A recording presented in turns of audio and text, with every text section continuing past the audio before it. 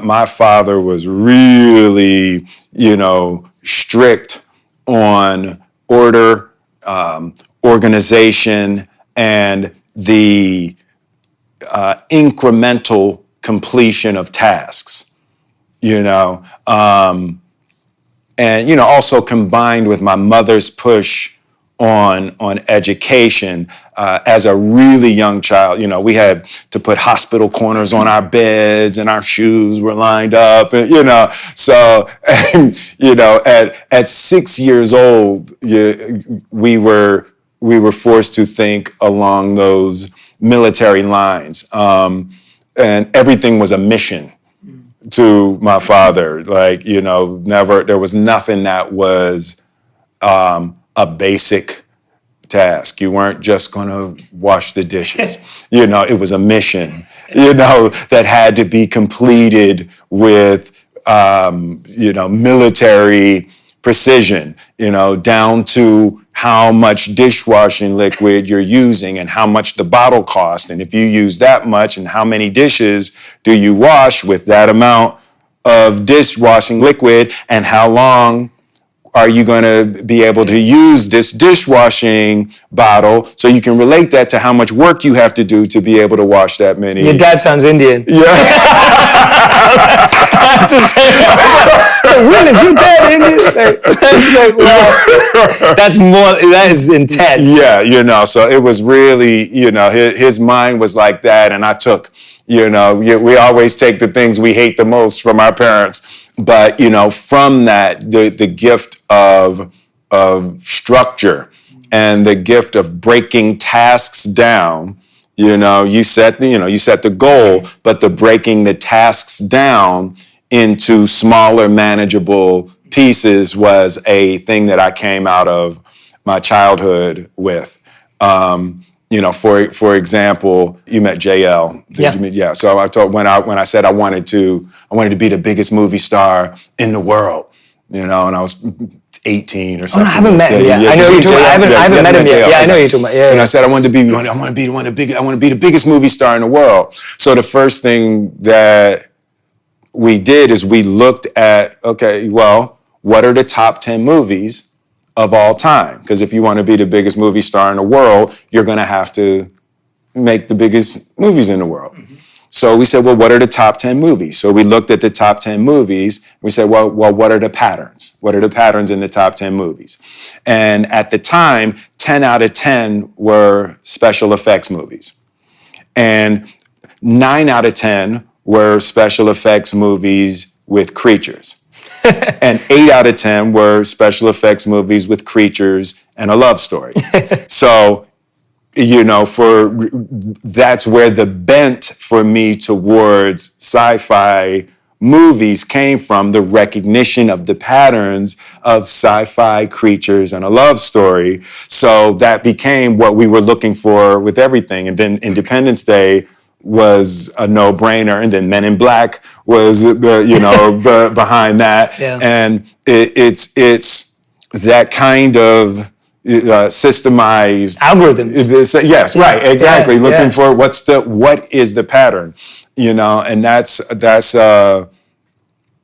one of the gifts my father stuck me with coming out of childhood. Yeah, this is one of my favorite parts about talking to you, because of this ability to turn those into gifts. Yeah. And I want to just emphasize that point to everyone who's listening and watching again, because I think we're living in a time right now where there's a lot of bitterness towards parents and what we've received, and rightly so as well. Like, some things are, quite hard to deal with, that level of trauma, etc. But at the same time, when we start looking at our lives this way, not in a fake way or an ingenuine way, but really start to process some of these things, to see the powers that it gave us. Absolutely. All the superheroes that we all love in sci-fi movies, they all got their powers from bad things that happened to them. Exactly. Like, no one ever had something good happen to them. And then they, like, for Spider-Man, he got bit by a spider. For this person, got abandoned by his parents. Like, all the superheroes we all love and worship all got their powers from something bad happening to them. It's really difficult to say that to someone in the in the middle of the throes and of a traumatic experience. We've talked about that, right? But, from sitting on this side of the experiences that I've shared, in my life and in my experience, there's no such thing as a bad experience, right? There's experiences you don't like, and they hurt, right? But to define something as a bad experience for me has not been true. Everything that's ever happened to me in my life that at the time was deeply traumatic and debilitating. There's been only 2 times in my life when I contemplated suicide. Wow. There's been 2 times in my life. And the once was when my mother and father separated, when my parents broke up, and I was 12, and that was one of the only serious times in my life that I contemplated suicide. But even out of that, as I look back on that, the pain of that experience cultivated devotion in my life to my family, and I just never wanted to have my children suffer that. And of course, I got divorced from Cherie, so I was recreating that situation, but it woke me up in a way that forced me to try to connect with my children. So the negative experiences or the things that were awful at the time, there's always the other side of the coin. And in my experience, I've cultivated only positive things out of the most negative experiences of my life. My father's death, and the 6 weeks up to my father's death was probably the most formative time in my life. And as painful as it was, and as difficult it was, and all the stuff that came up during the time, it was a powerful, formative, positive experience in my life. Tell us a bit about that, if you don't mind, about why you felt it was formative. And because I think a lot of people go through the loss of their parents, and we've talked about this, like the idea of like sometimes people regret of what they did or didn't say to their parent, or maybe what they expected of their parent. What was it that was so powerful that allowed you to feel that way about that moment? Because I got a gift that some people don't get, and it was that the doctors told us he had 6 weeks to live, right? So, and then he lived for 4 months, right? So I got a warning. So most people don't get a warning. You just get the call one day, and you just didn't get a chance. And when I found out that he was dying, it just, by the grace of God, was in the middle of the shooting. I was doing a movie called Collateral Beauty, and it was about a guy dealing with the death of his daughter. So I was into the Tibetan book of living and dying, and reading all the, was it Elizabeth Kubler, just reading all this stuff about death. So I've been programmed for 6 months, and I had read and studied all these books about death and grief and dying. And then I get the message, and I was like, I sat down with my father, and of course I had all of my traumas and all of my issues and everything with him, but I had also been 6 months of programming of all of the things that you're supposed to do, to prepare yourself for the death of a loved one. And so I sat with him and we talked about everything. So I said everything that I wanted to say, and we got to those 6 weeks. And when we got to those 6 weeks, we were clear. But then he lived for another 3 months. So what happened was every meeting, every time I saw him, I was flying back to LA, but every time I saw him, was like, oh, thank God. Yeah. And then every time we said goodbye, we made sure we said a good, thorough, full goodbye, because we knew at any moment it could actually be the last goodbye, right? But the lesson was, it's always like that. When we say goodbye, we can't know if this is the last time we will ever see. You should never greet someone casually or say goodbye to someone casually. And that lesson came from that experience. Every moment was so rich. Every time we saw each other, and every time we said goodbye, we made sure it was a good, thorough, full goodbye. But that's how you're supposed to live every day anyway. Every time you leave your house could be the last time.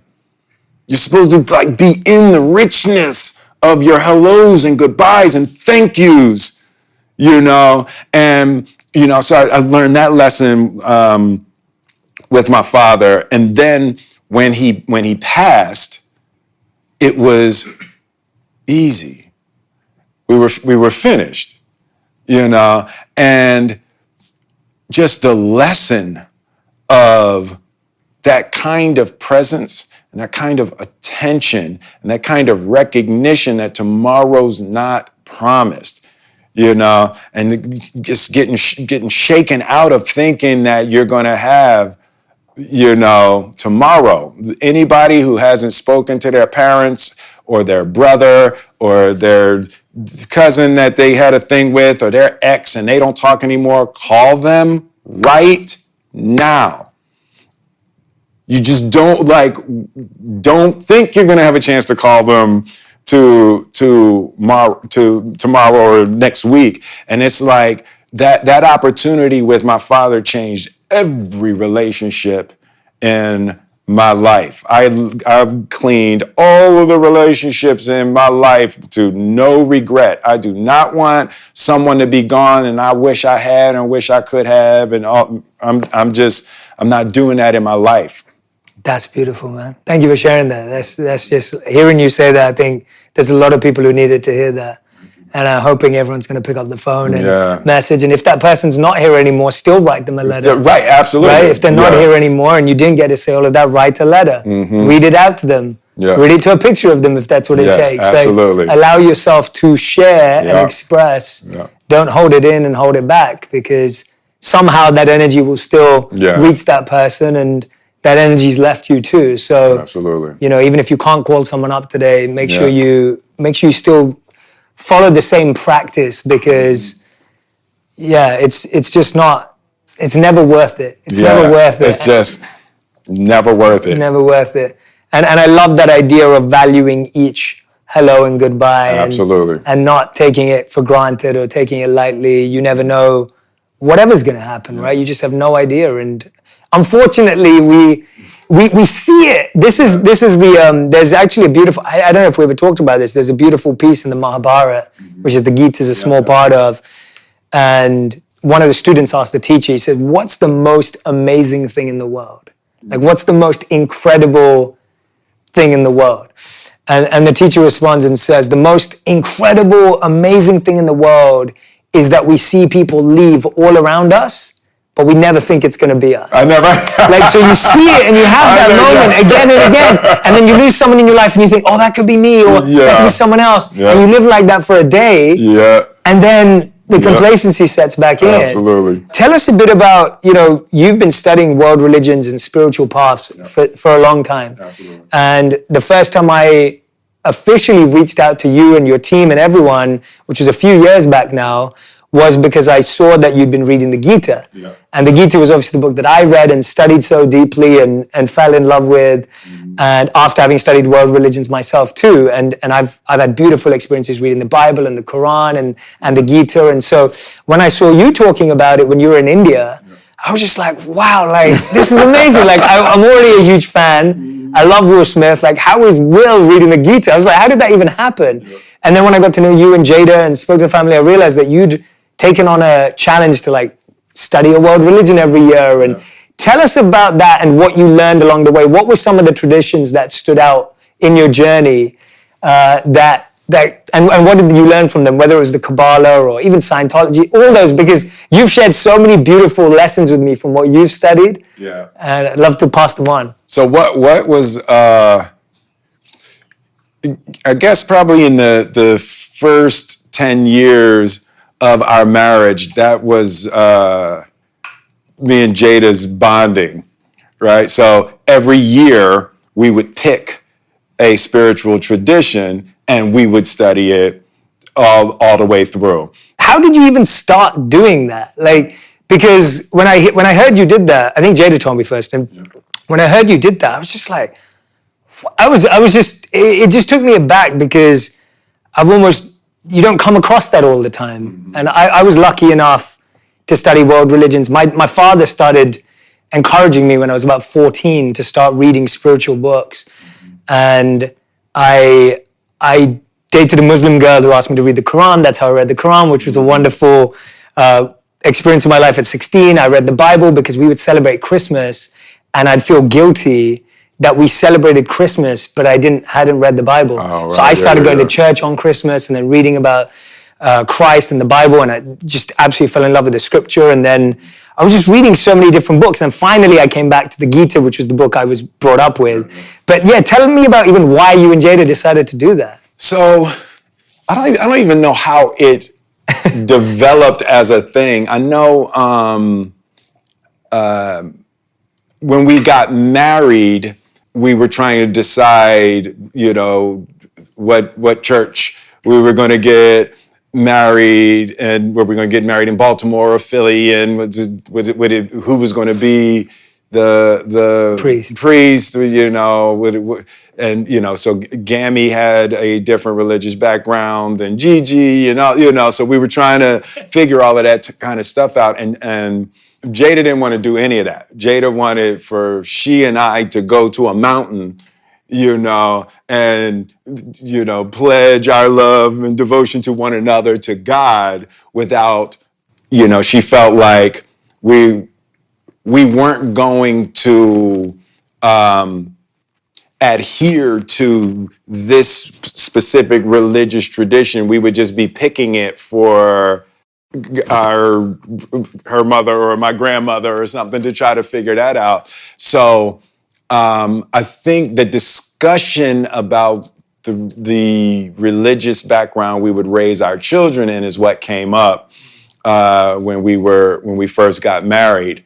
And she grew up in a thing called the Ethical Society in Baltimore, and they would honor the different religions. And my background, I grew up, I went to a Baptist church. I went to a Catholic school, and somewhere in that first decade of our marriage, we were like, oh, wouldn't it be hot if we could say that we had read cover to cover all of the major holy books.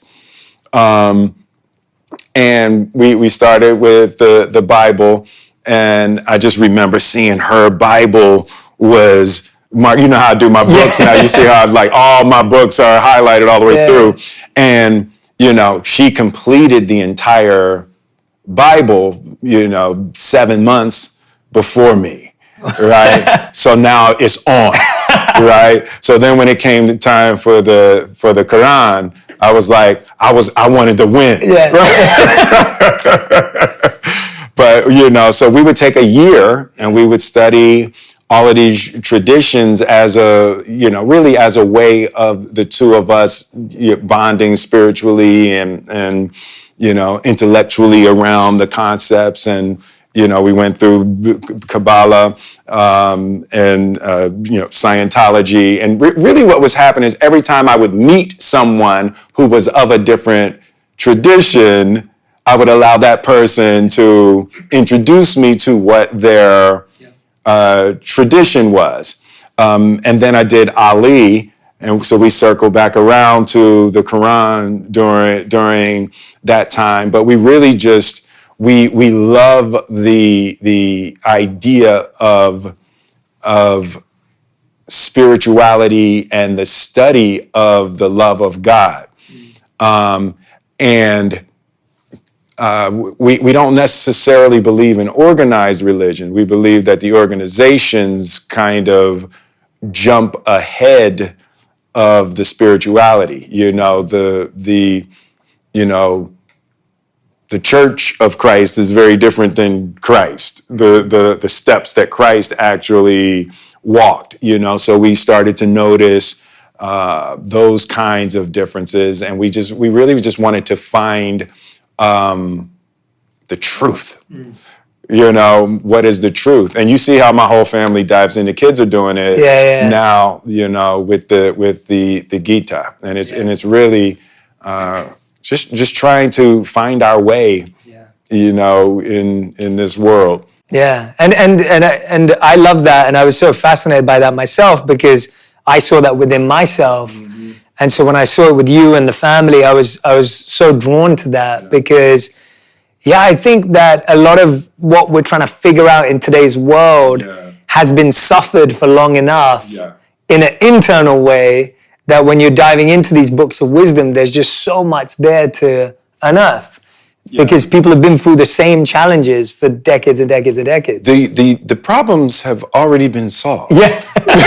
and lived for long enough. And solved, Yeah. And at the core of all of the spiritual teachings that I've ever studied, at the core of all of the ideas, how you treat your neighbor is central, right? Yes, absolutely. Yet somehow people manage to twist, in all faiths and all backgrounds. Totally. People do unto others as you would have them do unto you is very clear.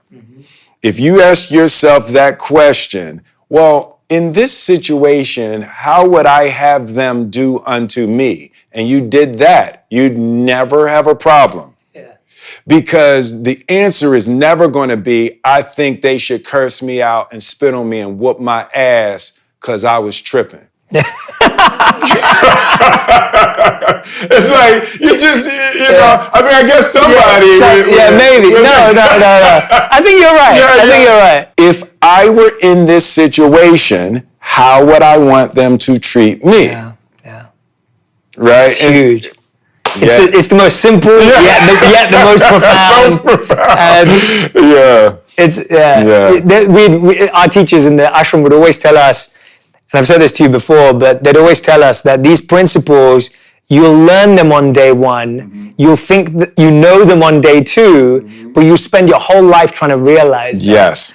And that's the challenge with us, that we take what we learn on day one and what we know on day two to be like, I already know that. Yes, exactly. And then the teaching doesn't, what I love about what we've been doing is like, the teaching gets to like reveal itself to you. It's like, it's always opening up. It's like a lotus flower. It's always blooming. It's not like, oh, it's open now, it doesn't matter. Yeah. It's like always opening up to you. And if you give it that time and patience, then you can truly see it grow and bloom into something. But if you just try and force it open, it just, if you forced a flower open, it would just break. And that's what happens. What I say to you all the time is, so to give people a sense of it. So we were doing, 2 to 4 hours a day, a few days a week for months. For months, yeah. For months, and we were spending as much time together as we would spend with our families or other things. So we've logged some real hours in this last year. And the thing that was always amazing to me is that we could take 8 hours, right? And we spend it and we get it and we study, we do all of that.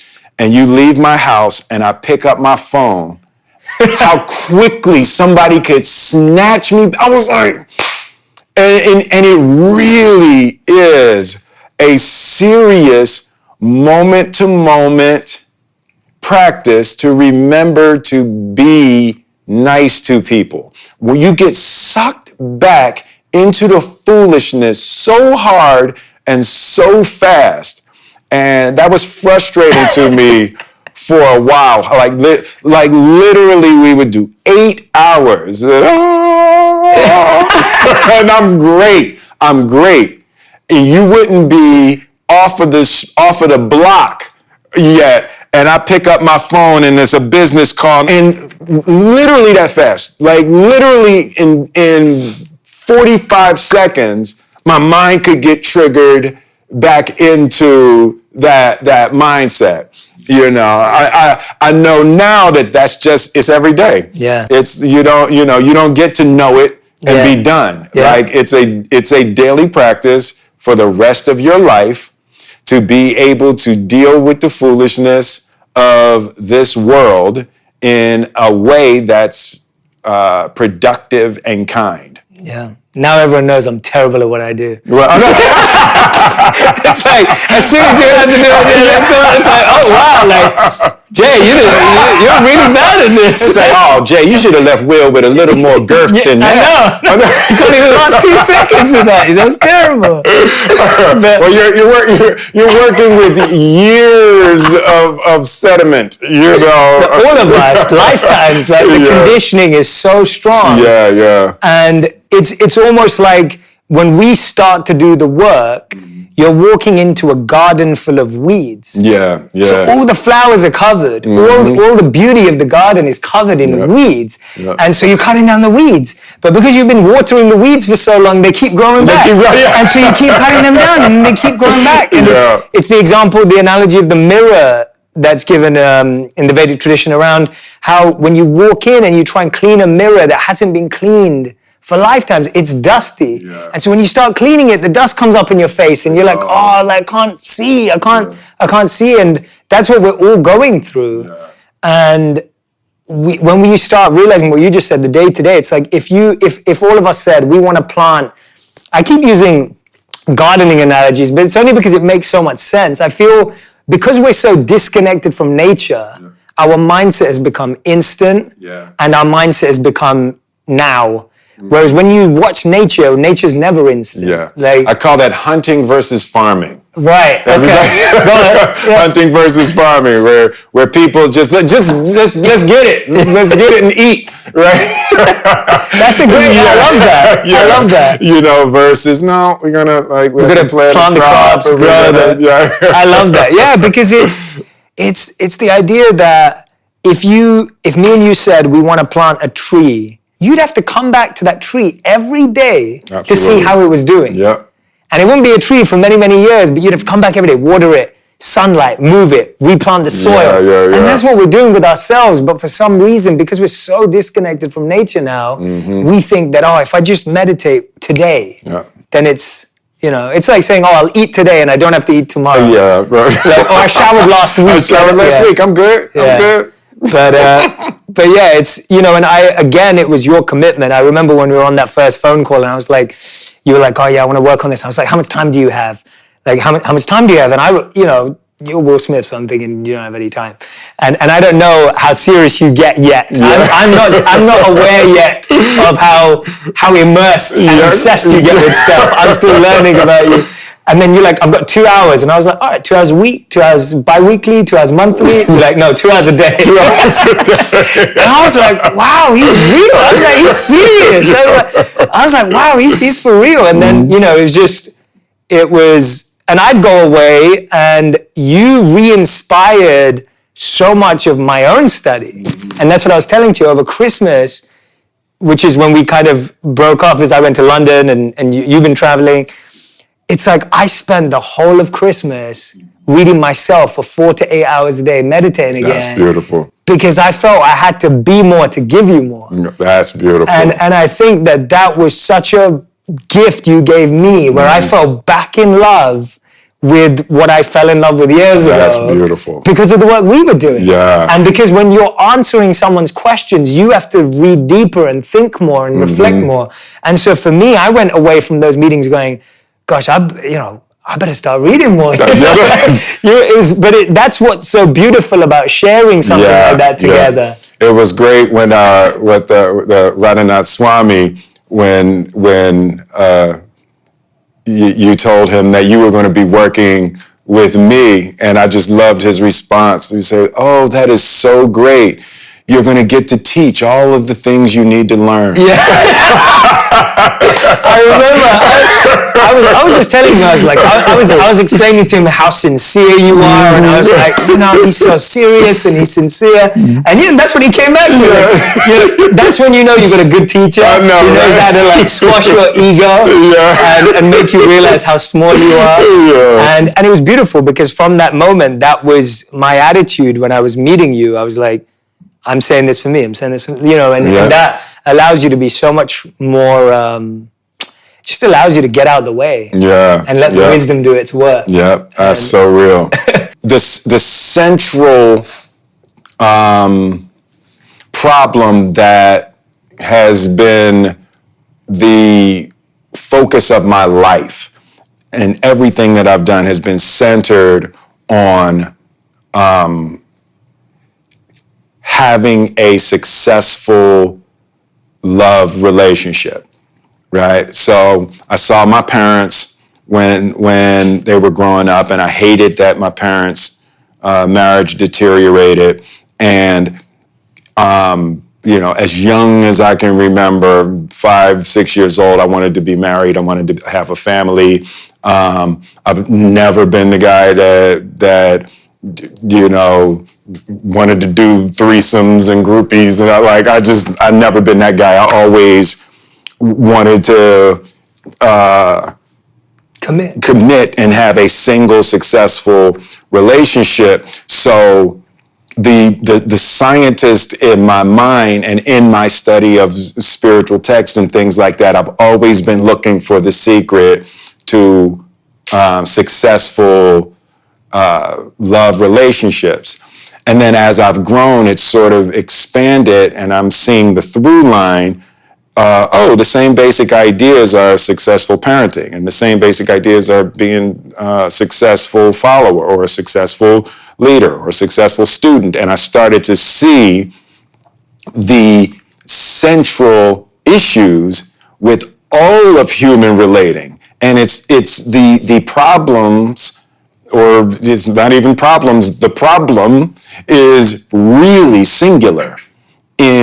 If you're talking about a husband and a wife, or you're talking about a parent and a child, or a Democrat and a Republican, or a Saudi and an American, whatever, in all of the configurations of human difficulty, at the center of it is almost exclusively a lack of understanding of the other person's perspective, right? And it sounds simple, and it may oversimplify slightly, but the concept of ignorance, the concepts of ignorance and delusion are always the problem. Yeah. Right? It's always the center. If you have a difficulty with another human being, there's some point of ignorance and some point of delusion that are keeping you from being able... On both sides. On both sides, right? And the problem is you can only worry about yours. You have to clear yours, and then once you clear yours and your vision gets clean and purified, and you approach a person from a purified space, things get a whole lot easier, you know? And it's like, you are always bringing poison to the party. And when you recognize that in any difficulty you're having with any human being, you brought poison to the party, right? And if you can focus on locating and purifying the poison you brought, it opens up entirely new avenues of connection and compromise and solutions that you can create with a person. And, you know, that has really been the central focus of my life, and being an actor has been spectacular in that way, because my life is exploring my mind, you know, and changing it. And that's one of the things I learned as soon as I cracked it open. I remember reading the 7 Spiritual Laws of Success and tearing up, you know? And I remember reading Asking and Is Given by Esther and Jerry Hicks, and like feeling my whole vibration change. And that is one of the most, that is the first time that I realized that there are 2 realities. There's a reality that we see with our eyes and our feel and touch, and then there is a reality just as real where it is our spiritual world that we can create and manifest, and that is the reality with a capital R. You know what I'm saying? That's the real reality that you bring to the other reality. And so anyway, I did these exercises, man. Like, I only read books because I had to in school. That was like my thing. Like, I can relate. You know, and it was some good books, right? Like, I remember we were at Animal Farm, The Hobbit, all these great books that helped me, but I still never read on my own time. So these were the first books I read on my own time. You know, I graduated high school. I ended up meeting Kanye right before I graduated high school. So I ended up rapping for him. It's a classic fairy tale hip hop story. You meet your idol, you rap for him, he hears you out. And I had been recording CDs since I was 11 years old, man. So I had been passing out CDs around school, selling them for $5, $3. I had been participating in open mics, battle rapping. I had gone to the radio station every Friday after school, even when, you know, because when I turned 16, my grandmother had a stroke. And she had a brand new car. So it was a bittersweet thing, because it was tragic to see my grandma, you know, have a stroke, and the strongest woman I've ever seen literally get old instantaneously. And then I ended up getting a car, which provided me to get places that I needed to get to, you know, to make the moves I was trying to make. Cause I had that hustler mentality. I was like, I had to do it. You know, Eminem was the only rapper from Detroit at the time that was doing it big. And just to keep it real, I got to represent for black, you feel me? And be like, and put on for my city. And I just felt the responsibility, man. And I know I'm skipping around a lot. That's so good, man. That's so good. Yeah, but I would do this radio show every week. You know, and that led me to meeting Kanye, because he was at the radio promoting his album, Late Registration, at the time. And, you know, I met him from doing the radio show there every Friday. I lied and said I left my phone in the back offices, so they would let me in the back to go check, because I knew that's where the artists would go. I got a chance to rap for him as he was walking out. You know, he was like, I'm real busy. How did you have the courage to do that? Because I feel like people probably see you and they're like, oh, I want to go rap for Big Sean. Like, you know, people want to repeat all the time. Yeah, exactly. So how do you think you were able to even have the courage to be like, I'm just going to find a way in the hallway? Like, you know, when he's walking, he's a busy guy. Well, because when I did that radio show every Friday, we would rap on the air, on the radio. Yeah. That was the most nerve-wracking thing I've ever had to do in my life. It would be like, oh my God, everybody who's listening to the radio right now is hearing me. And that was a beautiful platform, right, for up-and-coming MCs to come in and display. And I would write a new verse every week, and I was super nervous. So I had done that for about a year straight already by the time I met him. So I was used to rapping under pressure. Right. So when I saw him and was delivering it, it was just like I had so many raps in my head already, and I was freestyling, and I was used to delivering under pressure, so I was able to dynamically, I delivered it as best I could. Yeah. And he heard me out, and he was like, well, you got a CD? And it's like, well, yeah, because I had CDs that I was selling in high school. I had my CDs ready. I had a bio ready. I had everything ready. And it's crazy because ever since I was 11 years old, single thing I had done so far had led up to that moment. It all happened. And it was like, yeah, I had the CD, I had this, I had that. And he followed through, but it took years after that. That's what people don't get. It wasn't like I rapped for him and that was it. I rapped for him and thought it was going to be like that. That's why I didn't go to school. That's why I turned everything down. And then I stopped getting a response from him. And then all my friends are in college. A whole semester goes by and they're like, man, you could have came to school. What you still at home? Like, what's up with Kanye? What's up with your record deal? Like, what's up? Like, that's the hardest to hear. That's the hardest. And I come from a family. My grandma's like, why, you need to go to school. Like, this is the way to a better life. She grew up in poverty and made her way to that point, and she's like, education is the way.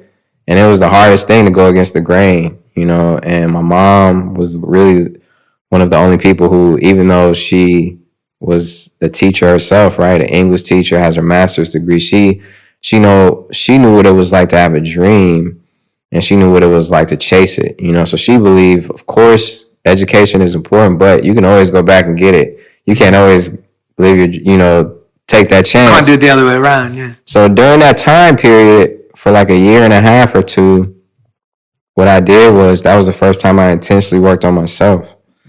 And I intensely would read these books and meditate every day and, imagine myself like living the life that I was, trying to live. And it just, I don't know how to explain it. It was like, I felt like I was there.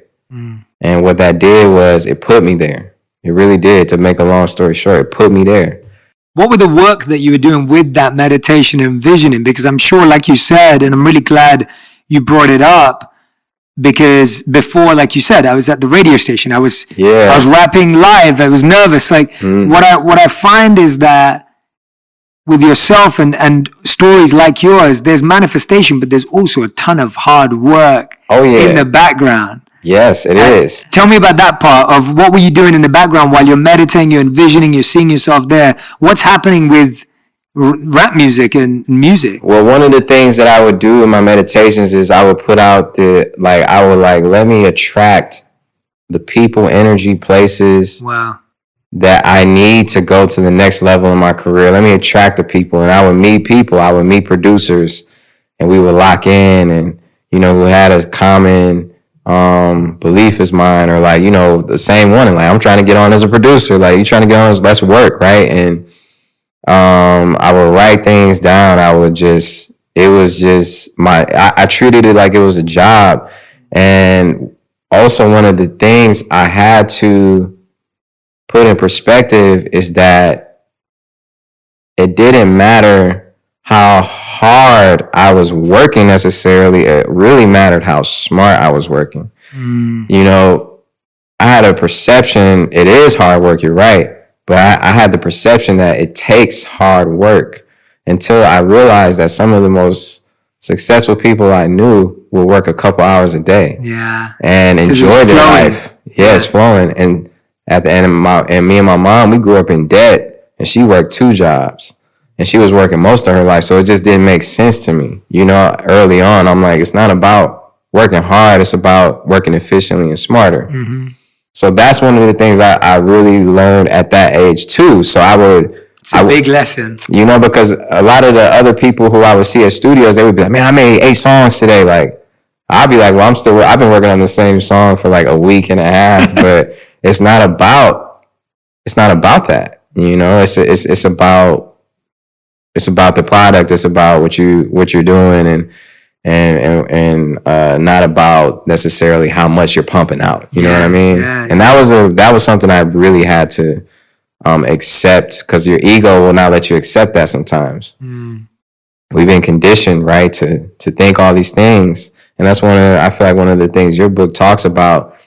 We've been conditioned to think a certain way. We've been conditioned to, we're given like a certain amount of guidance, options, directions. You're supposed to do this. You're supposed to do that. You're supposed to follow the line. You're supposed to do that. You're supposed to do that. Hey, you guys got to do, our whole lives. And a lot of that is just, some of it's great, but some of it just doesn't apply to everyone, and that's one of the things I had to realize and redo my foundation of my whole life and be my architect. Well said, man. That's beautiful. I love the way you've expressed that, because that must have been an uncomfortable place to live for 1 or 2 years. When you feel you're going to get your break, it doesn't happen. Yeah. Your friends are now moved on. Yeah. And everyone's... And I'm still in the same bed that I grew up in. Yeah. I was sleeping in a twin size bed, man. I'm 18, 19 years old. You feel me? Yeah. And it was so frustrating, and it was a test of my ego, bro. It was a test of my ego.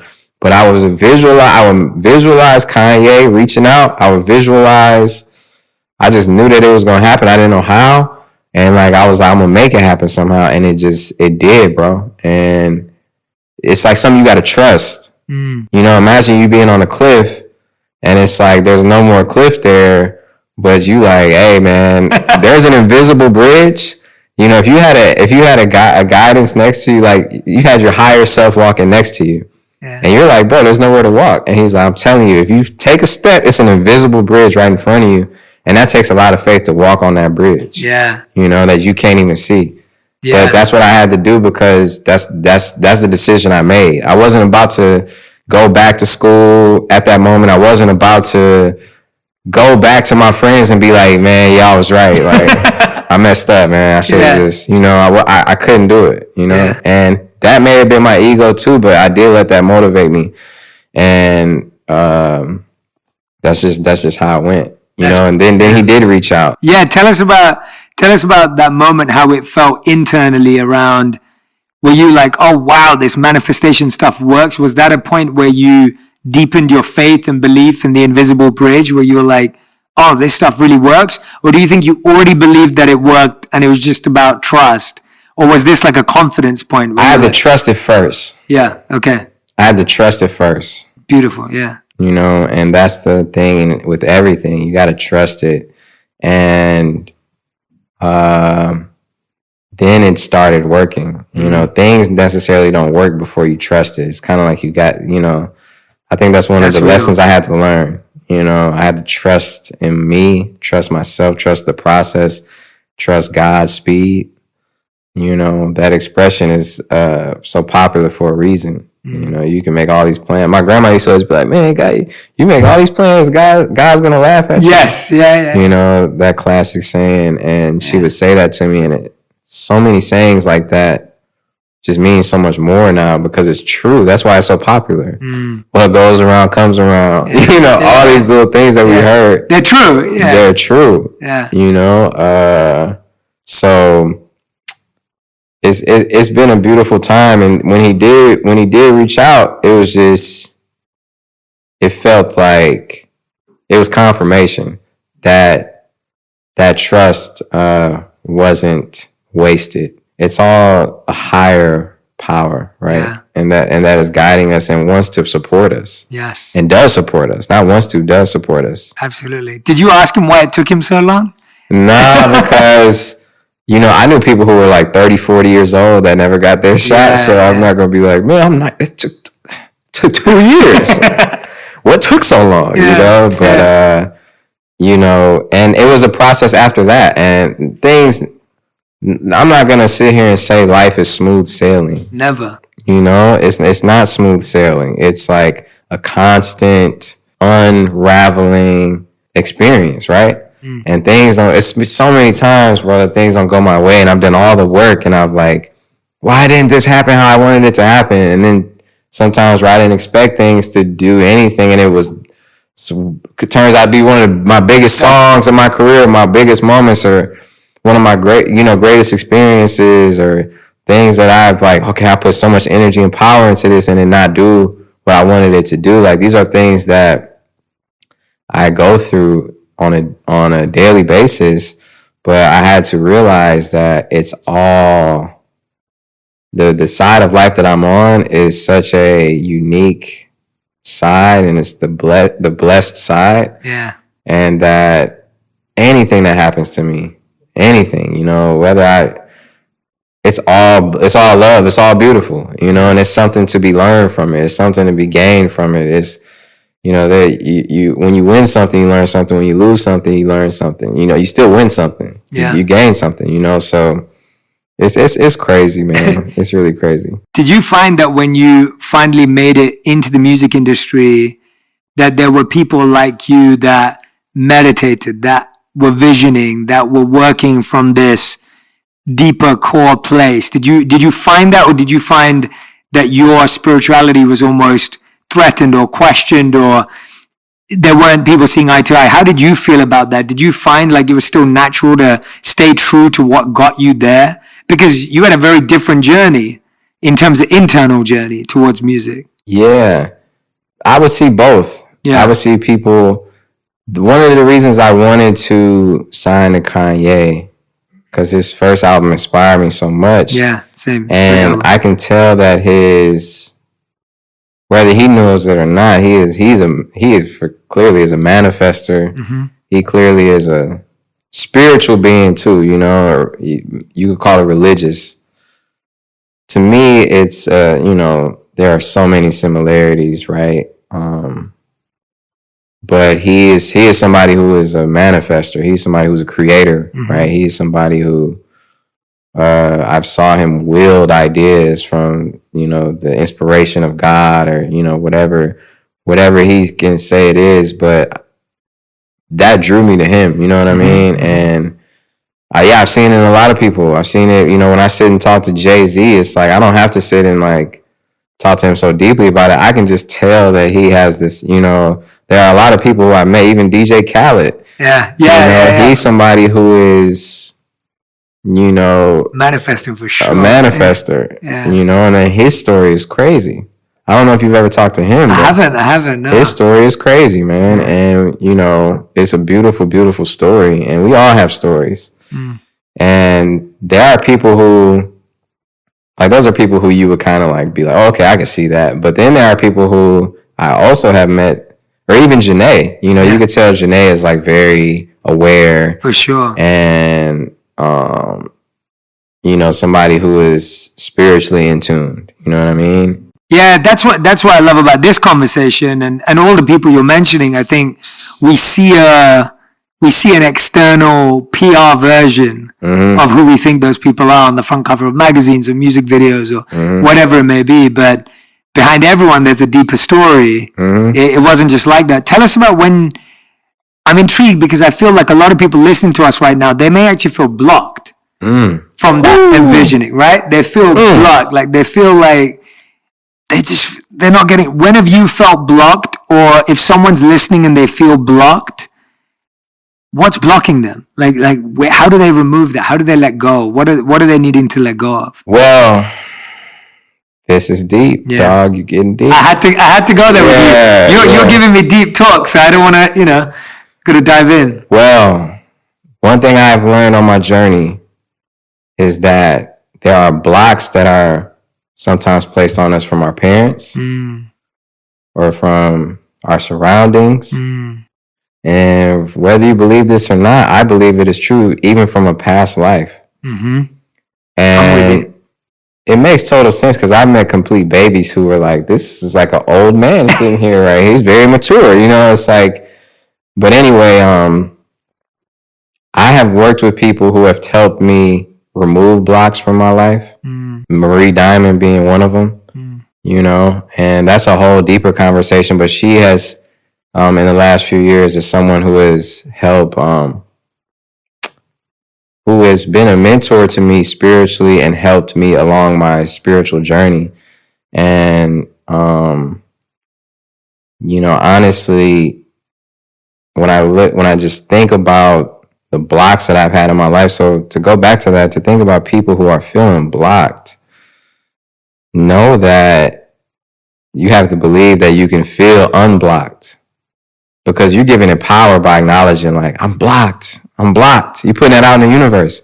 Remember like what we said, the sayings that people live by that you've heard, what goes around comes around, what you get is what you give. Those are real things.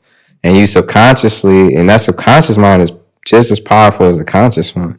When you say, oh, I'm feeling blocked, or man, I'm down bad. You know, I've heard people just say all these things that they put on themselves, like, I can't figure it out. I can't figure it out. So, okay, imagine if you're in front of the universe and God, and he's like, whatever you say, I'm going to give back to you. Like, whatever you say, I'm going to give it back to you. So you sitting up here like, I can't figure it out, man. I can't make money. I can't do this. I can't do, you know, I feel like it's like, even when I did feel blocked, and if I did think that, I never owned it. And I'd be like, no, okay, I got to switch that. I got to feel better. So the first key to unblocking something is acknowledging that you are blocking yourself for sure.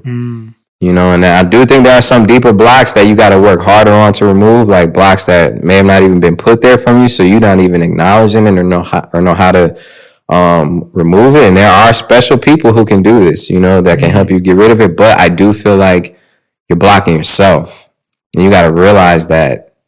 Stop blocking yourself. It doesn't matter if you don't have money. Don't say you don't have money. Yeah. Be like, I got money. Money's coming in right now. Like, it feels good to be rich. If you keep that mentality and you're not rich, I promise you, if you really believe it, which you have to believe it because you just have to. If you know, you will be whatever you want to be, and it's never too late to be who you want to be. Yeah, absolutely. Yeah, I used to have a mentor. I remember he used to repeat to me the Napoleon Hill words of like, you become what you think about. Yeah. And he just keeps saying it to me, and he told me to keep saying it. And when he first said it, I was just like, oh, come on. Like, you know, how many times are you going to say it? It's like a mantra. When I first became a monk and they introduced me to mantra, you're saying the same thing every day, again and again. And you're thinking, oh, this ain't going to work. But actually what you're saying is true, that when you repeat, you become what you think about. Yeah. And when you keep repeating it, it becomes your vocabulary, it becomes your mindset, it becomes your thought, and then it becomes your reality. And you're spot on. I love what you said about being in front of God and you saying, oh, I can't do this, I can't do that. And God's giving you back exactly what you're repeating. He's like, you're right, man, you can't. Yeah. All right, hey. Like, yeah, you said it. Yeah, and that is such a great way of thinking about it as a conversation around how we're creating our reality through our repetition. Yeah, I can't wait to talk to you about being a monk too. That's like when we have dinner next week. But one of the things that made me think about this is when I would come home and watch Bob Ross on PBS painting the pictures, or when I would watch Michael Jordan and all these, or Kobe Bryant and all these inspiring people when I was growing up, Mike Tyson, right, or just Michael Jackson, anybody that I can think of. I like all the artwork on the wall. A few people you mentioned are up there. So yeah, there's a few. But when I was thinking about that, it just brings me back to technique. How much of life is truly technique, and that is one of the biggest secrets I've learned. When I was going through one of the roughest times of my life a few years ago, I had just turned 30, and I was feeling so depressed, bro. And I had just moved into my house that I've been in for a few years in Beverly Hills, right? Slashes. I got it from Slash from Guns N' Roses. You know, all my neighbors are, you know, Vanna White is my neighbor. I'm like talking like, this is like, to me, this was like my dream. This is my dream neighborhood, right? And I was in the worst condition of my life, bro. I felt like it was just too hard for me to even get through the day. I felt like... How did you get there? Why did it get there? After all of this envisioning, focus, inner work, how did it get there? You know why I got there? Because I lost touch with it a little bit. Not just because of that. I burned myself out. I wasn't paying attention to what myself was saying to me. I was doing it for all different other reasons. I need to do this show. I need to do 5 shows so I can get this money, take care of this person, do it for this. Oh, my management, everybody is expecting me. I got people who are on my payrolls. I'm like, I'm putting everybody before me. Yeah. I didn't know how to balance work and work because there's a work that you do for your career and there's a work that you do for yourself. Yes. No one ever taught me that because no one knew. No one knew. No one knew. Like, this is something that my dad didn't know. This is something my mom didn't know. Their mentality is you work as hard as you can, you work as hard as you can. So I come from a place where it's like, you got to keep the foot on their necks. You got to keep going hard. You don't want to lose your opportunity. Yeah. That was my thinking. But really, I had already had it. Yeah. I already have it. So now to take it to another place, I got to take care of myself so I can bring my best self to the table. And it's something that life forced me to do. It's something that life forced me to do, man. And I had to stop everything I was doing and completely fall back, bro.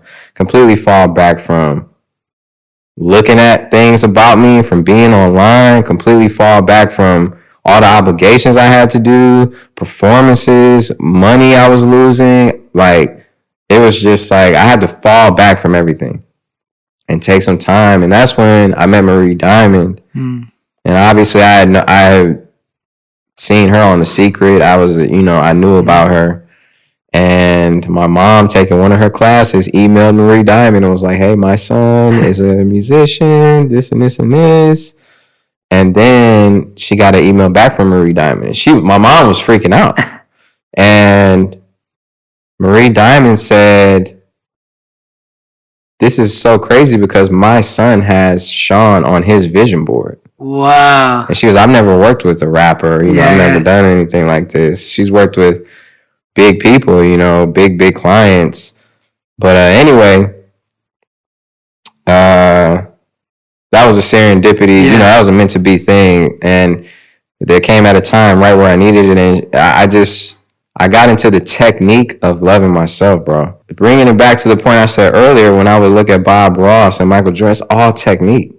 So much of life is technique. What you do is technique because I had to get into the technique of loving myself. I had to really make sure that I put myself as a priority. My meditations came before anything. Me writing down my intentions, every day or every other day, or writing my thoughts down, like that was a priority to me. Spending time for myself, being out in nature, right? Working. I started taking care of myself more, working out. That's something I never did. I gained 30 pounds. Wow. Yeah, we got to show like a before. Yeah. We'll get it for this. Crazy. I used to look totally different. It changed me for the better, and it's built my strength up. It's giving me more strength to deal with things when they don't go my way. Before, it would tear me down. Before, I used to let people's opinions about me really affect me. Yeah, same. And now it's like, what am I even thinking right now? Yeah. You know what I mean? It's crazy how we can look and see a comment that's like, I love you, I appreciate you, you changed my life, amazing. Man, this guy sucks. And we'd be like, man, this dude just said I suck. I'm doing something wrong, It's crazy how our mind immediately goes there because our ego. Yeah. Or maybe because something else, but I think it's just that ego. It is.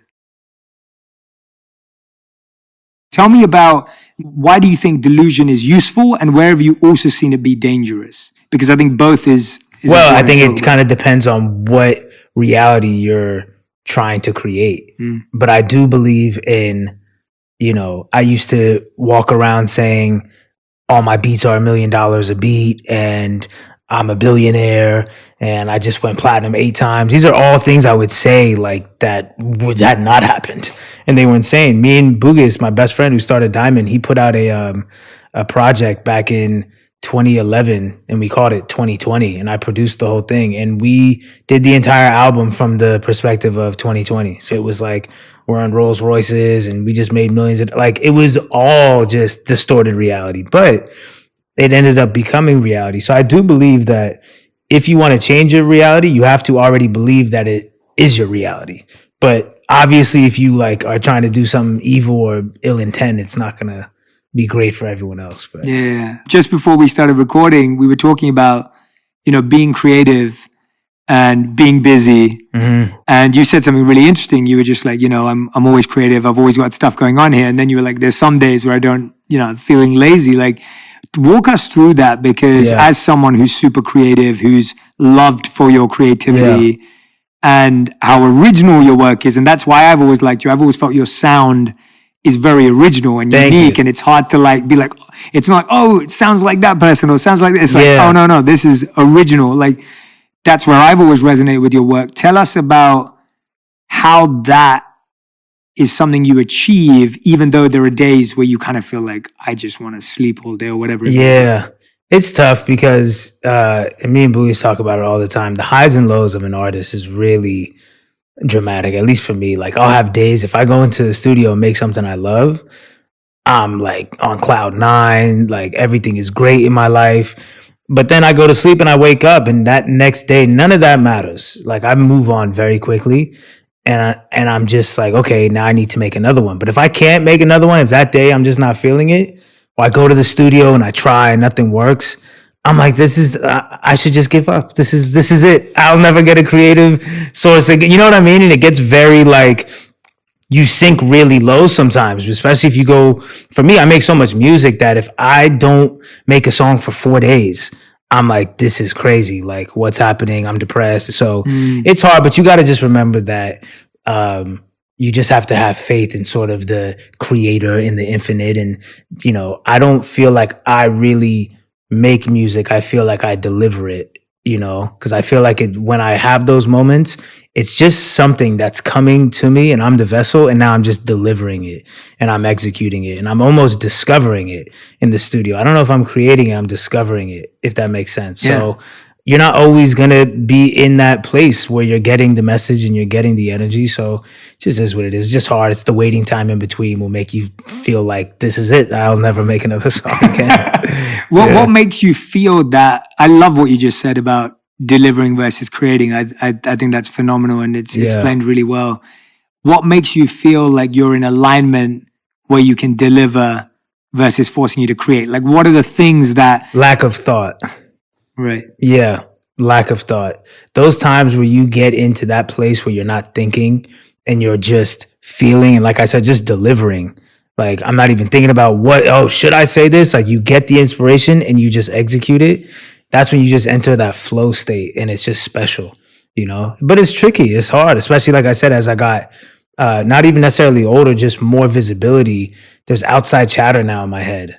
What people are going to think. I know that I'm not just releasing it to my friends anymore. Like, so it's become trickier to tune out everything. But man, just try to focus on the present moment. That's like the one thing that I learned this past year was really like, how do I slow down time? And I was like, okay, well, the way I slow down time is to slow down my thoughts. And the way I slow down my thoughts is to be present. You notice if you're just mindless and you're making a sandwich, but you're thinking about, oh my God, what I need to do tomorrow, and all of a sudden 2 hours passes, right? But if you really think about like, you cutting the sandwich and what that's like, and you stepping on the grass and what your feet feel like, time moves really slow. You realize how slow time moves. So I just try to do that. I try to stay in the present, even in the studio. I don't try to, have my thoughts already be on when this comes out and this is going to be like this and how's it going to go. I'm just like, man, let me just like actually hear the music and feel the music and just operate from this place. I love hearing you talk about this, man, because, these are some of the principles that I'm constantly sharing in my work. Yeah. But hearing how it applies to a music artist in your career brings me so much joy. Yeah. Because it's practical, it's real. Like, you've got time pressures, you've got pressures from labels, collaborations, whatever it may be. Like, there are real life pressures. But when I hear you say that, and that's how you feel aligned, how did you get introduced to this work or this set of thoughts and beliefs and mindsets? Was it something that you had since you were a kid, or where did you start exploring with the idea of being present, experiencing, feeling, delivering? The present moment is recent. Because you know what? I felt almost like I didn't need to be present, I guess, when I was coming up, because there wasn't anything pulling me away from the present moment. I kind of only had the present moment, if that makes sense. It was just me and Bugis in the basement making songs, and that was it. There wasn't tours coming up and videos. There was none of that. So, but as this past year and past couple of years have been happening, I got into the Power of Now book and just sort of just the whole ideology around just being present, and started reading more into that whole theory. And I bought into it. A lot of this stuff, people don't realize that a lot of this stuff, like the teachings, the self-help stuff, you have to be open to receiving it, and if you're not open to receiving it and you're not willing to buy into it, then I hear you, but God bless, I can only tell people what works for me. But it worked for me, being present. Yeah. I love that you mentioned the Power of Now. And then when you talk about flow state, for anyone who's listening, if you've not read that book, it's a brilliant book as well. Flow state, I haven't read that book. Yeah, it's called Flow. Wow. And for anyone who doesn't know, flow, the way it's defined in that book is where your skills meet your challenge. Exactly. So I saw like a YouTube video, and that was like enough for me. I should read the book though. Yeah, no. But you brought it up, and it's a brilliant concept, and you're really experiencing that, because most people, it says, experience when their challenge is above their skills, and so they feel frustrated and disappointed. Yeah, and then they give up. Yeah, or their skills are above their challenge, and then they feel bored because they actually have more skills than what they're trying to achieve. And I think I fell into that a little bit, which is why I started working with outside producers, because it was so easy for me to just like go downstairs and make like a Russ song. Like I have a million beats, I can make it be boom, do this. And it's like, all right, cool, whatever. But it kind of, I got into like a rut creatively because I was making songs, but I was like, it just wasn't even that fun, And I think it was because it wasn't that challenging anymore. So I started working with outside producers where it was like, okay, this is a bit of a challenge. And then further, I started trying to get on beats. Even if no one hears them, I started to get on production that I don't like, in a sense. Almost to just be like, can I make a song out of this? Wow. Yeah, just like, because I got the studio in my house and I don't need anyone to record me, so I can just be down there like experimenting. So there's been beats that producers send me and I'm like, I don't like this at all, but I wonder if I can make a song out of it. And it becomes this cool little like fun project. And a lot of times it's turned into songs that I'm like, this is crazy. Wow. Like I get so much more fulfillment out of it because I couldn't see it coming. A lot of my songs, I'm like, before, when I'm making the beat, I already know what the whole song's going to sound like. And most of those usually end up being very successful, so I'm not going to downplay them. But it does make the process not as on an Easter egg hunt. Yeah. So, yeah. I love hearing that, because that's putting yourself in an uncomfortable situation. Right. And most of us avoid that. Yeah. Like most of us just want to hear a beat and feel something straight away. Right. Well, see, because people are around other people. I would probably never do that if there was people in the studio with me. Like, actually, out of all the beats you played, give me the one I don't like, and I'm just going to try to make something, you know what I mean? Yeah. That's why I always tell people, whatever your craft is, make sure you have it in your house if you can. Because those moments of solitude when you can kind of just be weird and experiment and dance around crazy and be nuts, that's where you're really gonna, I have a line where I say the public praises people for what they practice in private. So I just feel like that's when you gotta hone in on everything, is what you're doing in private. So I like, when I'm by myself in the studio, I be getting weird. Can you tell us what's the weirdest thing that's ever happened? I mean, it's not that weird, but it's just like, when I'm by myself, I'll put on a beat that I'm like, I don't even know what I'm about to do on this, and I'll just put the auto tune all the way up and go stand in the booth for 60 takes, just wailing and just making noises. And I'll be like, this is wild, or this is trash, or this was really cool. Like I sent my manager some song I did where I made a beat and I just put the auto tune on full blast and just freestyled the whole song. And I was like, I just had to get it out. Yeah. But it was cool. But like, I would never put it out. But it was awesome. Dude, this is so inspiring. I love that approach. It's so refreshing hearing that. Well, it's a refreshing process, because you get so rigid with like your process, and this is what I do, and we sit here and I make this kind of song. It's like every once in a while you have to shake the snow globe. That's where that whole concept came from. You have to just it's like the Tin Man in Wizard of Oz. Like, turn the auto-tune up and put on some crazy beat and let me just be a maniac for an hour. It breaks the formula. It does. We work in this formulaic it does. Product line manufacturing, right. And you can't manufacture greatness. And that's from school. Yeah. That's from school. School is such a factory setup. How were you at school? What kind of school? I was incredible at school, to be honest. I'm not even gonna lie. I was like, I'm really not. I was not one of those like, I struggled in school and it was difficult. I was really, really good at school because I wouldn't apply myself, but I was definitely the kid who like didn't study, never did homework, but I would get A's and B's on all the tests. And so everyone was just like, but I would be like, I was second. I always say this, and it's not even something I'm necessarily proud of, but it just gives context. But like a senior superlative, I was like second for most likely to make a teacher retire. Because I was just the kid in class, like constantly talking, distracting people, challenging the teacher, but I had an A in the class. So I was just super annoying. Which I know is a surprise to so many people. and so tell me, go back to the point you were making before I interjected around why you think that factory, yes. Well, yeah, because, you have an expiration date as a kid in school. You got to be out by a certain time in high school, whatever age it is.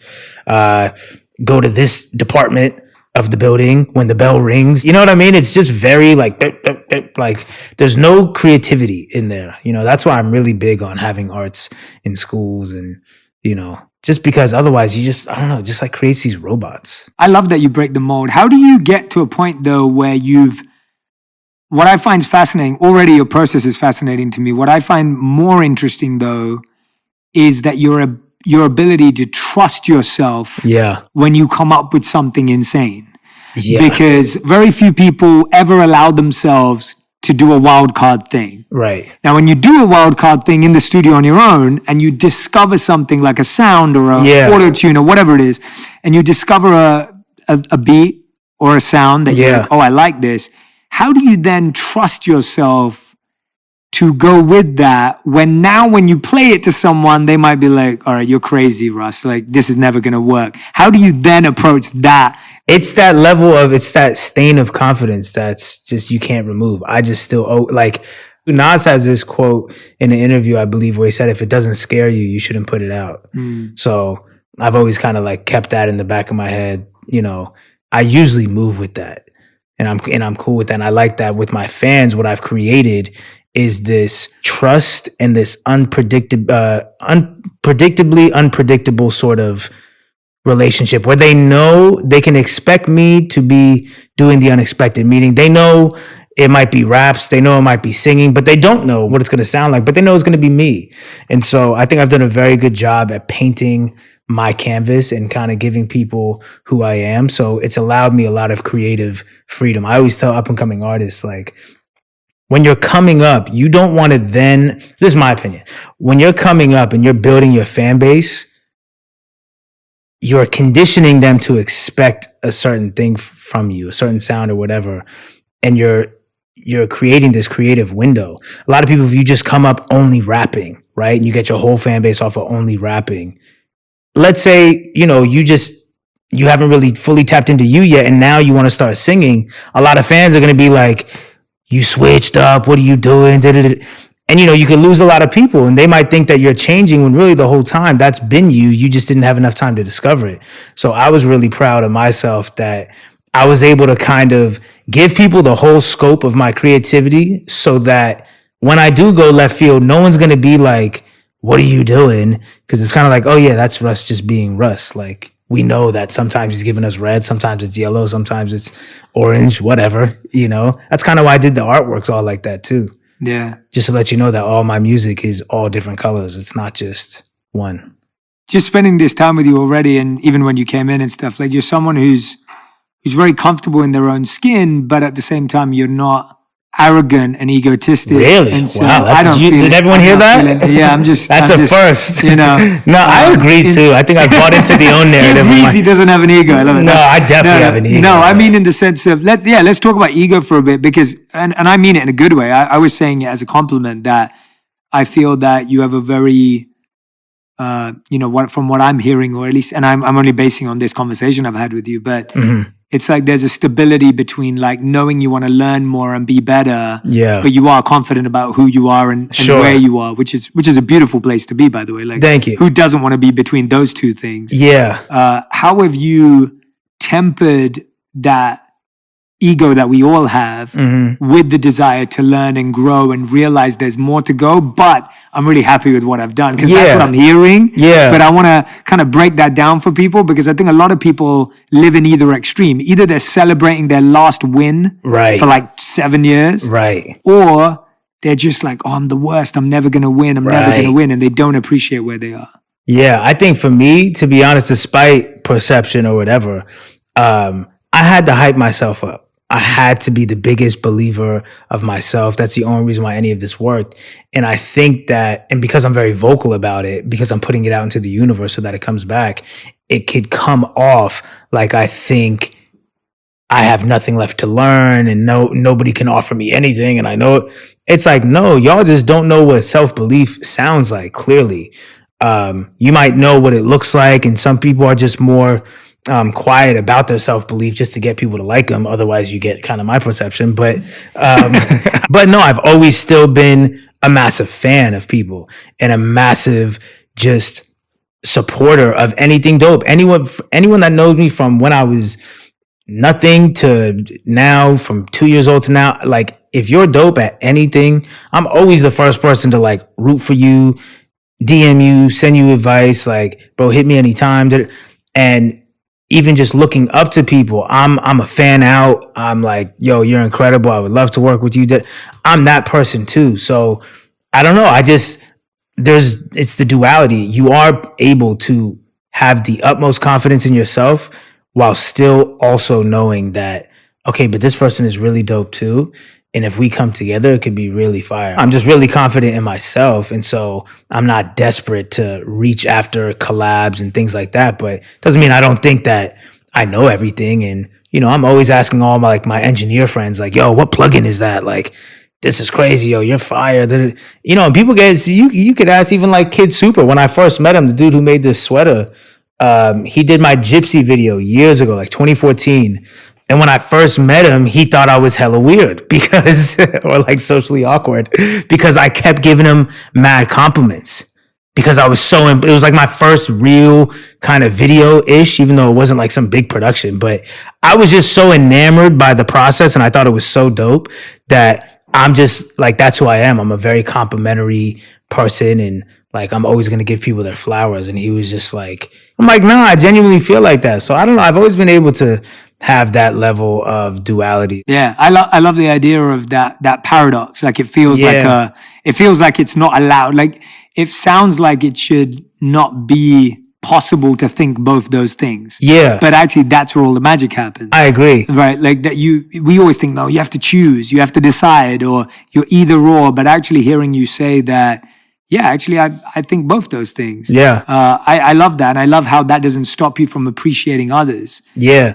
Who was it that appreciated your sound earlier on that you think made a difference to you and made, guided you? Or was it just you for yourself? It was me and probably Boogus. Like, for the longest time, it was just Boogus rapping and me producing. And that was my closest example of like someone who I thought had really good taste, and I trusted their opinion artistically.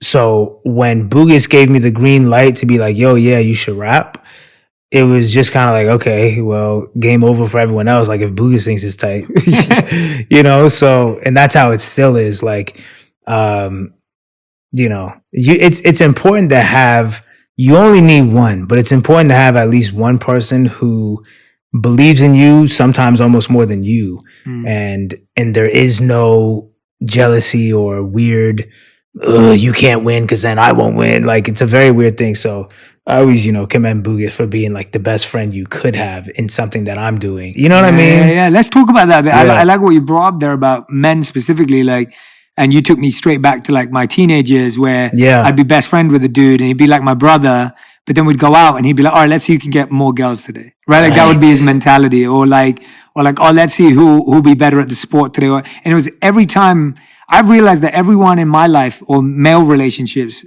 if every time a friend of mine has tried to turn a friendship into a competition, they haven't lasted in my life. Yeah. Like they're no longer in my life because I just wanted to be friends. Well, now don't get me wrong. Me and Boogie's dumb competitive. Okay, so explain. We played basketball together. Like anything me and Boogie's will turn into a competition for sure. But when it comes to a dream you're following after, like, it's never like, yo, how many streams did your song do, bro? You know what I'm saying? It's never been that. How do you build that balance? What is it about him and what is it about you that allows you to build that kind of a friendship? Because I think that's rare. Yeah, I do too. Especially in today's social media world, stream world. I mean, followers, views, comments, engagement, all this stuff that we all talk about. I think we're both trying to do the same thing, you know, and we were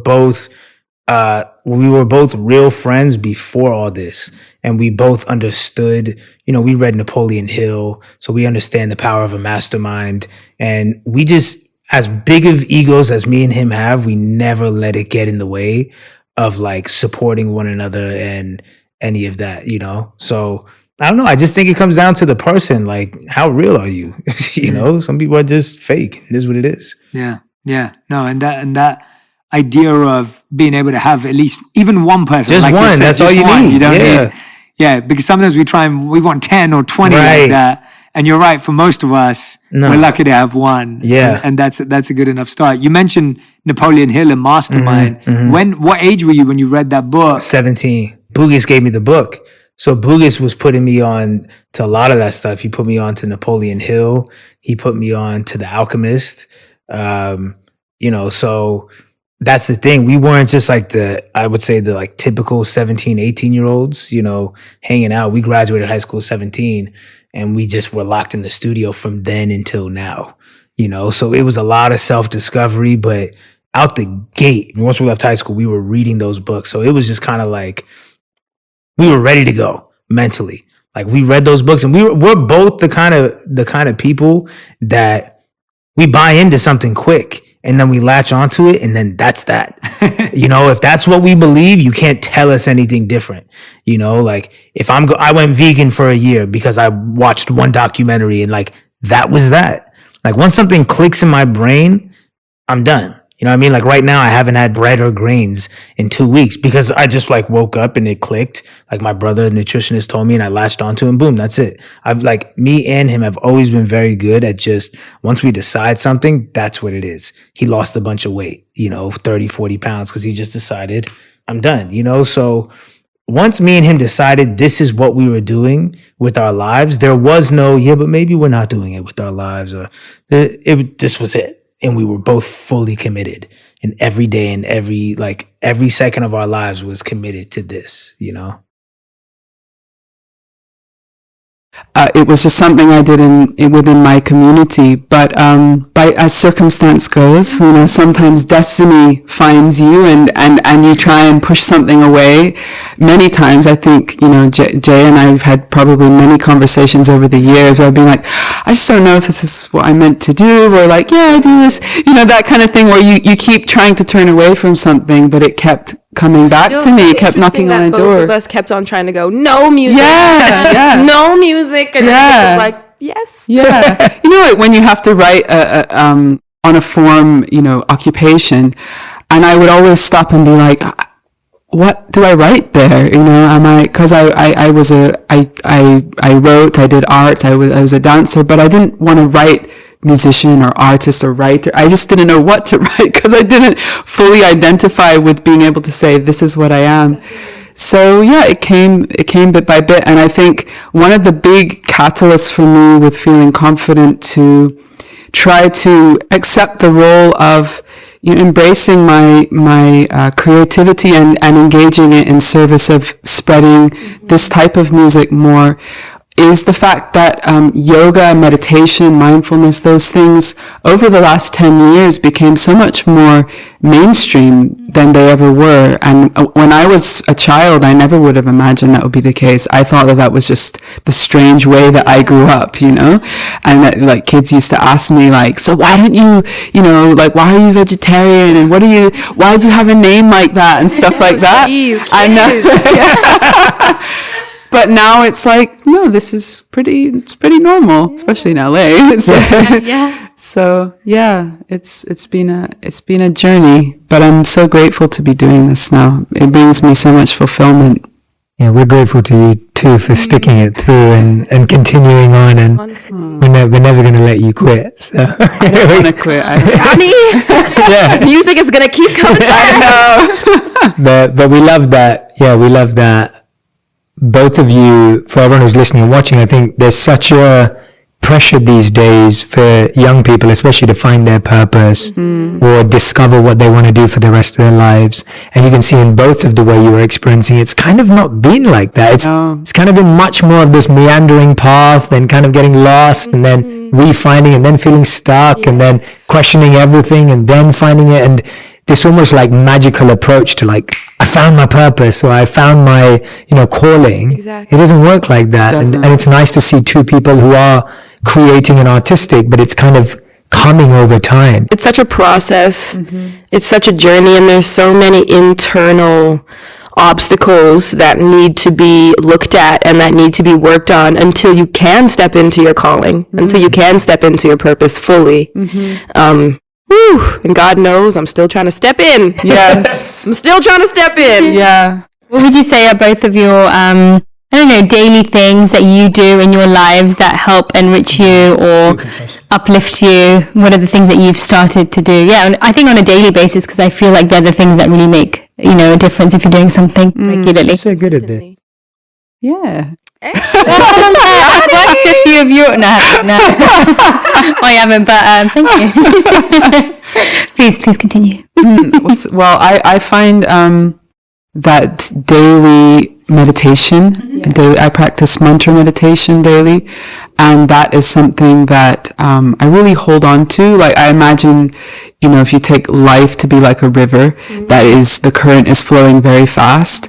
In some of these sacred rivers in India where people, they take a dip, as a purifying kind of act, they have these metal chains that are in the water that you hold on to when you go in to make sure you don't get swept away. So I see the mantra meditation as sort of like this chain to hold on to in the rushing current of life. And it really, even though it's not easy, I know Willow has, a yoga practice she's been cultivating for a long time. To do anything daily is not an easy thing, and you don't always feel like doing it, and sometimes you do it robotically, and then you're like, I gotta come back to, the deeper reason of why I'm doing this. But to just keep that commitment, it develops a relationship with sacred space within. It develops a relationship with the divine that really is, it's a lifesaver.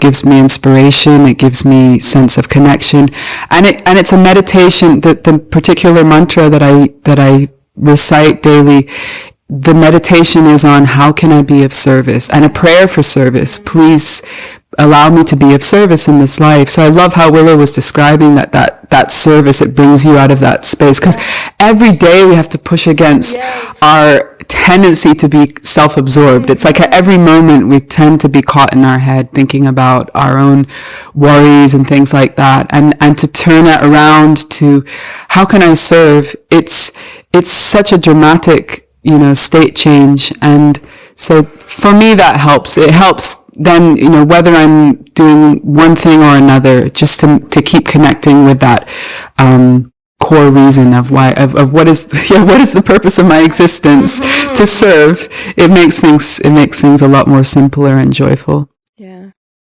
I'm just going to piggyback off of what Genevieve said.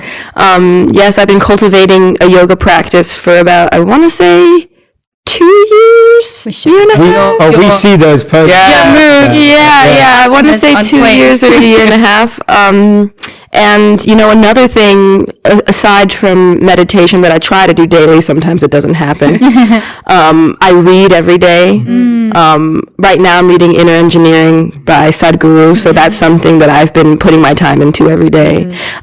So whether it's, literature, yoga, or meditation, one of those things is happening every day. So I'm just like Genevieve said, I truly believe that consistency and that repetition is what's needed in order to get into a state where it is second nature, where you don't have to think about it anymore, where it's habitual. Exactly. And that's where I'm trying to be. That's where I'm striving to. I think what you both are doing, keeping it consistent, that's probably how, you've realized what the benefits are, that living a life without it, that feels more unnatural than doing the practice. I was thinking about how, both of your practices are things which people have been doing for years, such an ancient thing that people have been doing.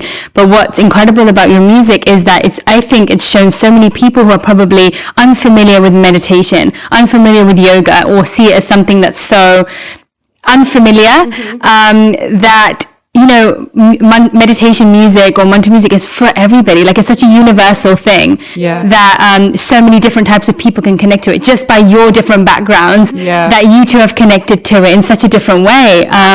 And how you're sharing it, it's beautiful to see how different meditation music and devotional music can actually be, and how many different types of people it can connect. Yeah. I'm glad you put that bass on it so I can turn it up in the car. I knew it. I knew it. I love it. The first time I heard it, I was telling Genevieve, I was just like, it's just all the music, what you've made it's like that perfect combination between being timeless and pure, but then being current and relevant. Exactly. And you've created, in my opinion, whatever it's worth, like, it sounds like a no genre. Like, it's new, it's different, it's not, you can't just go, oh yeah, that's that kind of music. I wouldn't even put it under meditational music. Like, it's beyond that. And I think that, credit to both of your artistry to be able to expand that much. What's different about creating devotional music for both of you, and Genevieve, for you to stretch out of your comfort zone from a music place of now creating this new genre that you have together? So for Willow, for you, more like what's different about creating devotional music for you from your perspective, and then Genevieve, from yours, like almost going the other way and like, now we're creating something a bit newer to what I'm used to. My lyrics that, in the Willow album and in Ardipithecus, my first album, I talk a lot about duality. I talk a lot about spirit. I talk a lot about, cycles. I have a song that's called Cycles on my first album. The language is very modern. And what I love about Sanskrit is that it's deeper than language. And I think the real difference is bringing that ancient vibration to it that isn't just coming from me. It's coming from generations and generations of deeply spiritual individuals who have carried this on. And I think, feeling that is the biggest difference for me, because it's not just me coming up with something. Wow. Powerful. That's really powerful. Yeah, that's incredible to think of it like that. That's so well articulated. That's beautiful. Thank you. Bravo. You accept me. Oh my God. Yeah. Wow. I've been hit by your articulation of that. That's so beautiful. Thank you. Yeah, I think it's so interesting because I think for me it is almost, I wouldn't say the opposite, because naturally we're trying to retain the purity of devotional space. And like with recording, we set up a little altar, like in the studio. It's really nice to have that feel to be a sacred space. That intention, like you're making it. Yeah, but with this EP, because most of the time I'm singing mantra, which obviously those words are not mine. I'm putting my heart and my prayer into it, but I'm also trusting the power of that ancient vibration, that timeless vibration, to touch the heart of another. And for that reason, I don't take credit when someone has, a powerful experience with it. It's like, oh yeah, that's what it does. That's what it does to me too. So I'm just trying to, facilitate this experience. But with this album, I definitely was stretching myself, because I think just before we came together, I'd been recently feeling a lot more inspired to write lyrics in English that convey some of these ideas and themes, definitely. Which was daunting for me, because it's something I hardly ever do, let alone record. I have tons of voice notes in my phone, which will never see the light of day, ideas that I've had. But it was so cool, because I didn't think we would actually work on those things. But when I showed some of them to Willow, she was so encouraging and excited about it. And I was sort of like, well, what do you think? Like, you add your lyrics in too. She was like, no, I love this. I think we should go for it. I was like, really? And then so to actually bring some of those ideas to life, for me, that was a beautiful experience of being able to come outside of the space of, okay, this is just mantra. It's not me, but here's this, ancient sound vibration, to actually, here's some words that I wrote, which convey how I want to, take a snapshot of this, this sentiment, for instance, of surrender, or how you've experienced it, how I've experienced it, or what's meaningful to me or to us, and for me that was a really that was extremely powerful.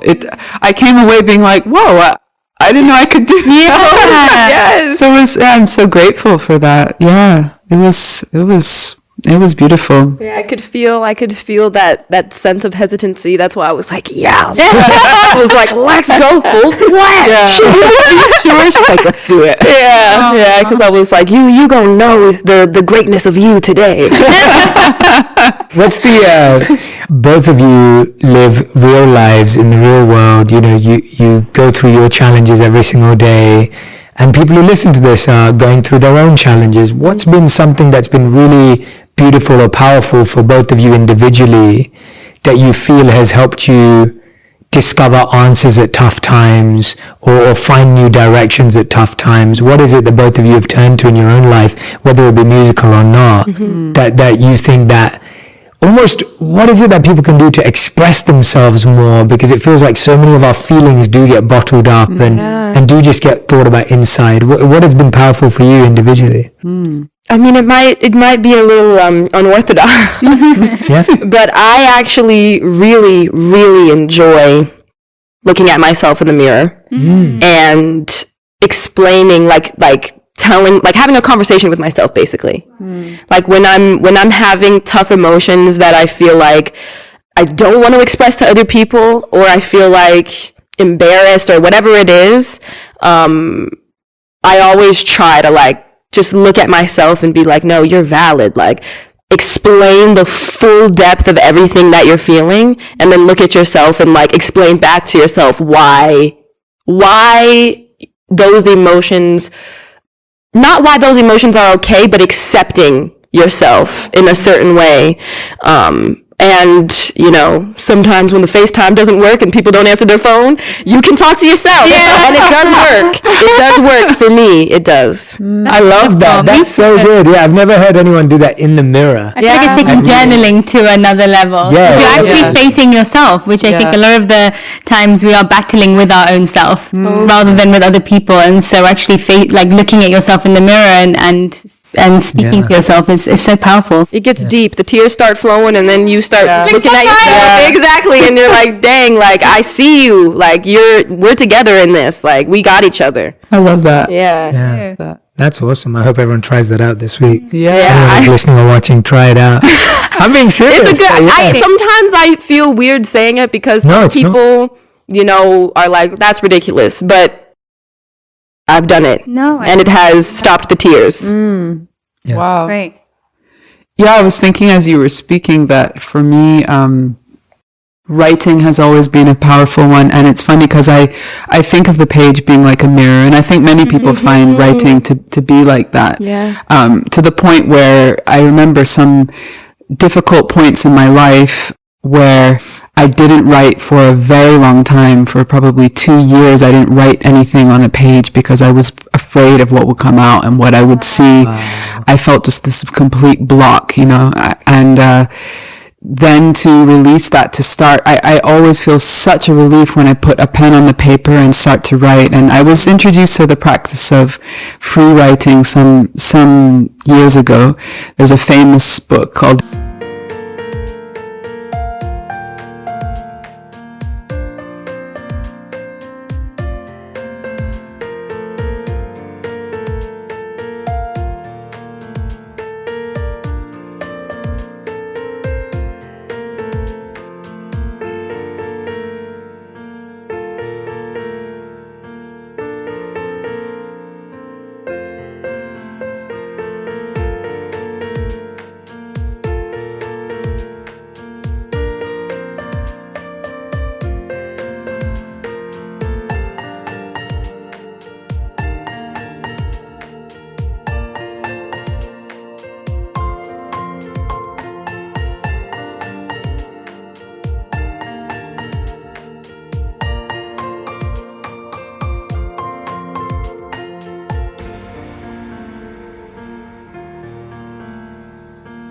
The Artist's Way by Julia Cameron, and this practice of morning pages is something that many people have found a lot of, just incredible experiences from. So I started to do that, and I still turn to that when I try to do it regularly, but it's also one of those things you go through phases, Totally. But for me, so writing is always a huge help.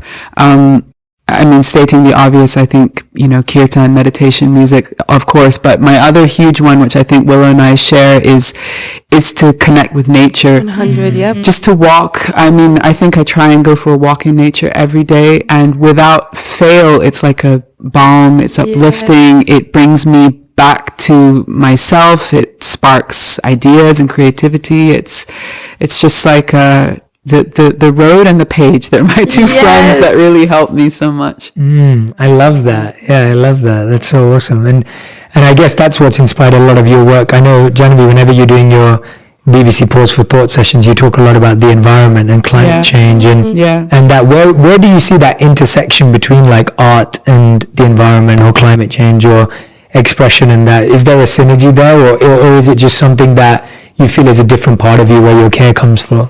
I think it's absolutely intertwined. Nature is the most beautiful art that we can witness and observe. I'm so inspired by the natural world, and my mom is a really avid gardener and lover of wild plants and herbs, and she sort of brought us up like that to observe and learn about all the properties of plants and trees around us. So I'm kind of obsessed with plants and flowers, and people could laugh at me, but it's like I'm always looking. I'm inspired by the textures, by the shapes, by the different aromas, everything. And so nature inspires me creatively immensely, and in terms of caring for nature, I think like a person, the more you know a person, the more you care. So the more we observe and connect and feel a sense of relationship with nature, that care, it's like, why wouldn't I care? That it's a beautiful exchange. It nourishes me. Absolutely. There's a mutual exchange of nourishment going on. And I think also with the particular type of creativity and art, the questions that I'm asking or that we're asking about service, about divinity, these kinds of things, they bring us also closer to our deepest essence, which I believe is meant to be in harmony with nature. So the more that you're coming into that space, again, it just becomes a very natural connection to feel. Mm-hmm. And so, yeah, I'm kind of a nature addict. Yes. And I know, like, when I visited Willow in her home, you know, there's such a beautiful view of the ocean, and it's like, it's just it's a part of you, right? Yeah, 100%. I think a significant decline in my mental health would happen if I were to live in a city. Yeah. Or, I mean, I do live in a city, but if I were to live, like, amongst buildings. Yeah. Exactly. Yeah. Like, I need to wake up and see trees. I need to... Just one tree. Exactly. At least one tree. At least one. I need... I'm a nature addict. What can I say? Yeah. Just like you. Yeah. And that's definitely one of the biggest healing agents in my life, 100%. Yeah. Well, we've been talking about this for the past couple of days about how you see this connection between spirituality and science and physics and spirituality. Now that's gonna get, you know, and you've always been very much talking about like science and physics and like, but then you're also really interested in spirituality. Yeah. Tell us about how you started to see so early in your life the connection and synergy between the two. Yes. Because I think so often they're talked about so separately, or 100%. They're seen as like divisive or disconnected. Exactly. Yeah. I think one of the biggest moments in my life that made me really move towards this marriage of spirituality and science was, you know, I had been reading a lot of spiritual literature. I had been reading a lot of Osho, I read this one book called Oneness, and that book changed my life forever. And just the idea of vibration, and that everything is vibration really hit me, because I am a musician and music is like the biggest love of my life. And then learning about string theory was just opened my mind into such a place that it was like, these two things are the same. Like, people think that they're separate, and in some ways they are, but in the fundament, they're just two sides of the same coin. And so that inspired me to just dive really deep into the physical world and just how things work. And that's how I just got into physics and started studying physics.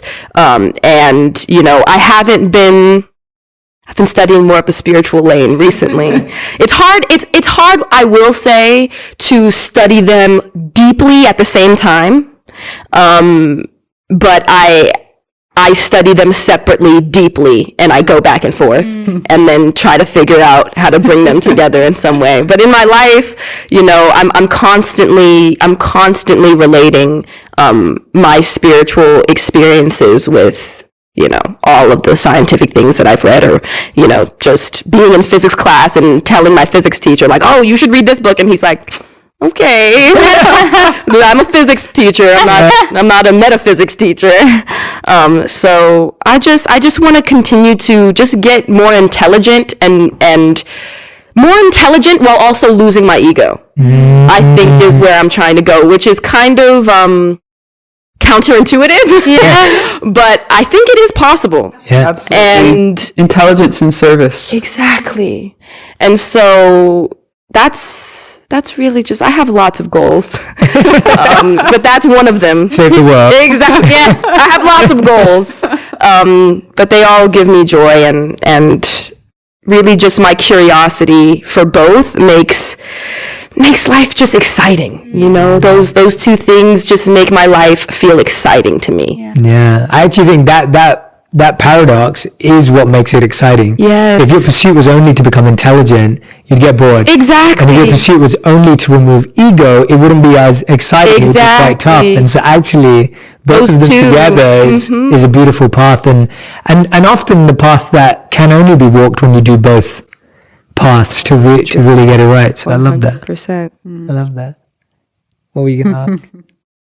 I wasn't. I want to add something. That's also why I really admire you, Jay, because you, while also having been a monk for 5 years, 3 years, you are also one of the most intelligent people I know. And that's so inspiring to see that you can do both and that both can be done. It just inspires me to do it. It just inspires me to try to actually put that into my own life. And I'm just so happy that you're in my life so that I can see you grow and constantly learn from you. And that's really amazing to me. Oh, you're the sweetest. I'm getting all emotional now. But Now we're just going to all be crying. yeah. No, I love that. And I really I'm your appreciate fan. Yeah. I'm your fan. No, That was like Willow's 40-year-old grandma inside her talking. I know. Proud to see I know. I love it. No, I really appreciate that from you. It's, I think we both have a lot more in common than we know too. Totally. We're kind of discovering it recently. I love so, you guys have yes, I'm just like, oh yeah, I can learn a lot. And that's why, I think what we all were talking about yesterday is, and I think why we all like being around each other is, and why everyone who's listening or watching, I'm hoping that this is encouraging you to connect with like-hearted people, connect with and collaborate with people that you're close to.